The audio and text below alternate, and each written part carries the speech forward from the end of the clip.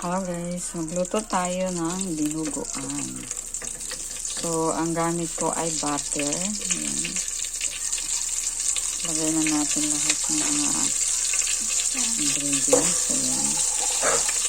Yung luya. Sagisa muna natin. Ito yung gagamitin natin karne, kasim at saka liempo.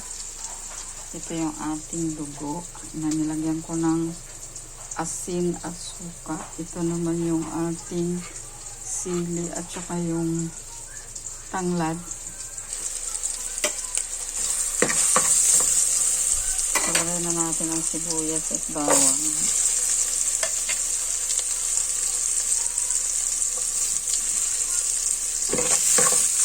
Lagay lang ang ating pagisa.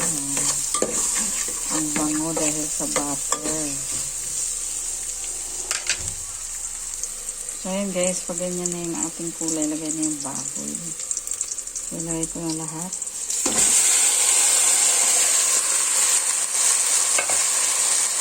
At haluin na natin. Tatakpan ko po muna siya para mag-isa siya ng ito at lalabas yung taba ng mantika ng baboy. Ayan, kumukulong natin. So, ito yung aking unang putahe, adobo na may ketchup. Tapos, meron tayong munggo. So, ayan na guys, tinanggalan ko ng takip. At ito, nagkusa na siyang tubig. Lumabas na yung mga Pag naging mantika na yan, ilagay ko na yung dugo. Dugo ng baboy.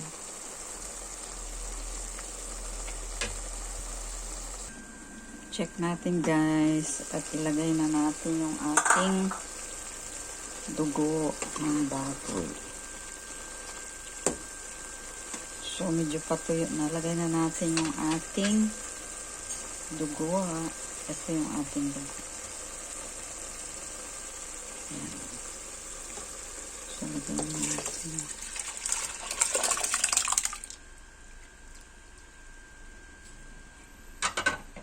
Tapos, itong tanglad, pangpabango. Pagtanggal lang sa yan.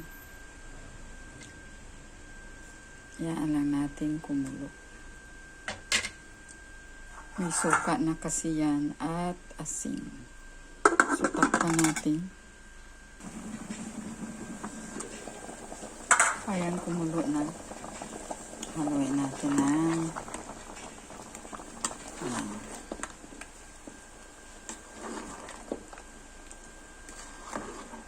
lubog natin yung para yung tanglad. Ang pabango yung tanglad. Takpan natin. Ayan, nilagyan ko ng 4 cubes. Hindi ko na video paghulog. Ito siya.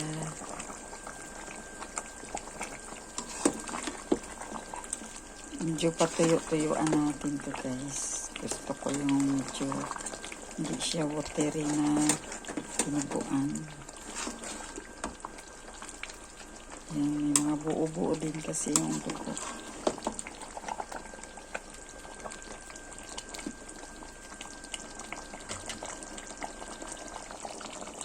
Lagyan na natin ang ating sili haba.